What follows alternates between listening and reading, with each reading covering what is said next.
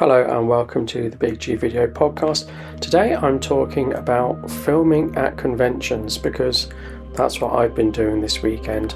Now, a short disclaimer, it is incredibly windy here in the UK, so the trees outside have been blown about and rustling, so I do apologise if there's any background noise.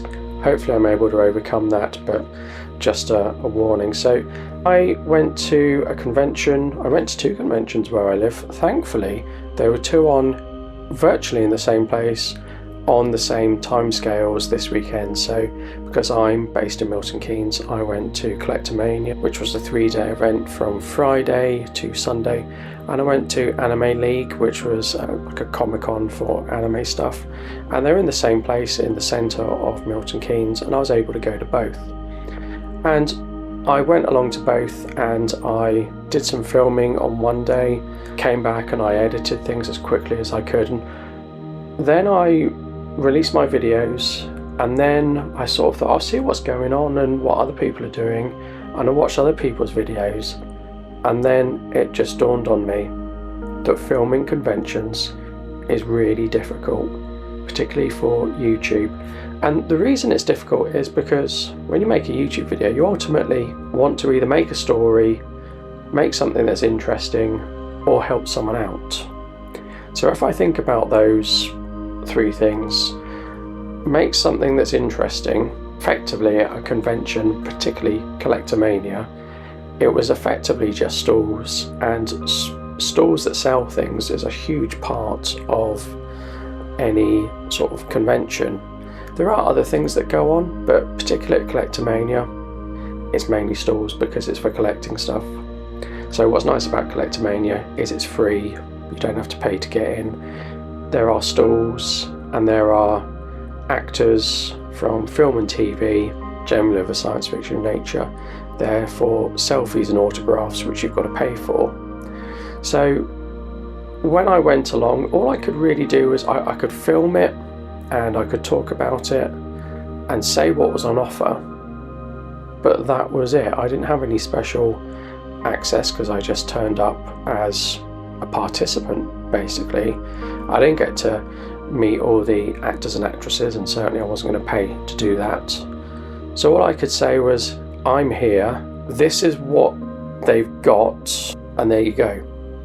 And that's all I could do, really. So I looked back and I tried to make it as interesting as possible. I did B-roll and I did a few other things, and I put some music to it.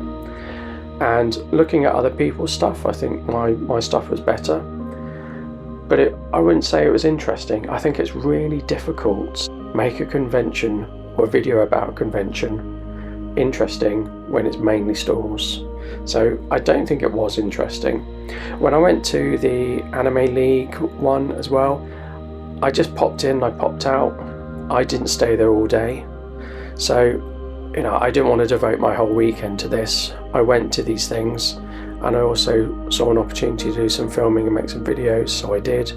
But I wasn't covering them like the press may cover Wimbledon. I was just there and sort of enjoying myself, animate some videos. So I didn't actually see much that went on at Anime because I wasn't there for the whole thing. I went back the next day and I saw some other things, but by then I'd made my video, and I wasn't, just camping out for the whole day at either event, or the whole weekend I should say.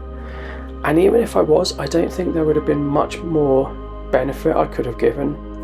So both videos I don't think were interesting, but were they useful? Well, yeah, sort of. They're useful because they're a snapshot in time, so they're for September 2025. So if someone's thinking of going to either event, they can look back at what happened at various years, because it effectively forms a record. Oh, okay, this year this happened and these people were there, that's good. They can see what it's like if they want to go and they're unsure. They can Google it and look on YouTube and get an impression, an idea of what it's like, and that's helpful. But again, there isn't really too much that can be done because it's mainly stalls, games you can play with. Both of them had quite extensive retro game sections that actually I'm thinking about this I didn't cover in my Mania video. and they have some, particularly anime, had some like events, but again, I wasn't there when the events went on. So I think in terms of usefulness, it's useful as a record, it's useful to watch if you want to go. And in terms of making it into like a story, that's quite difficult, because for story you need a human element or a challenge to overcome or an obstacle. So if I was trying to find one rare item, for example, or if I was trying to haggle down the price or something, that would be something that would have a story element, but I didn't do anything like that. So again, it was very difficult to weave a story in. I could have maybe found someone who was a cosplayer and they entered into a competition. How did they get on? I didn't do any of that. That was almost like too big a thing to tackle. I'd have to find someone who's willing to participate, or I'd have to somehow engineer my challenge that I'm doing, and maybe I'll do that next year, try and find 3 things under £10 or something along those lines. But yeah, I just got home and I felt, particularly after I edited the videos, God, doing videos about conventions is really difficult, because while you're interested in it, there's nothing from an outside perspective. And I watched other people's videos on it because I was keen to see what other people had done and things like that. And I found it was just people going around and pointing at things, but filming something as if to say, there's this here, and like picking up certain things at the stalls and looking at them and putting them down. And I didn't think that made a particularly interesting video either. And it just did dawn on me how difficult filming conventions are. So I did struggle, but I'm glad I did it. So I used an anamorphic lens as well. So I think that gave a slightly different look. I mean, I did get something from it, because I set myself a challenge for a future video that I'm going to make. And the challenge was going to the conventions and using a certain piece of equipment, and that we'll see that in a subsequent video that I'm going to make.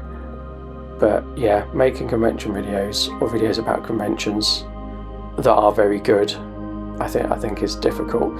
So I think next time, like I say, I will be setting myself a challenge of doing something or speaking to something, or speaking to someone, I should say. So looking back at this week's videos, including the convention videos, I'm going to talk about the convention videos first. So I went to the MK Anime and GameCon 2025, which was also called Anime League, and that was hosted in a hotel. So it was very dark, and I took some unusual kit because I was going as a participant. I just took it's probably quite a big camera. You would think that the DJI Pocket 3 would be the ideal camera for this sort of thing. I just didn't want to take that, to be honest. So I took my X5 because it's got pure video, and I thought it's always quite good to do some 360 and I can just have that in my hand. And I also took my Sony camera with the anamorphic lens because I thought that would be really good. Now, before, when I've gone to conventions and not filmed or taken a camera, there's been lots of opportunities to take photos of cosplayers.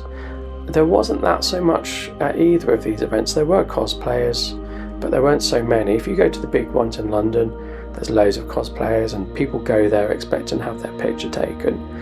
And I sort of thought with an anamorphic lens that would be really good for picture taking, and my big camera can take raw photos, but it just didn't come up.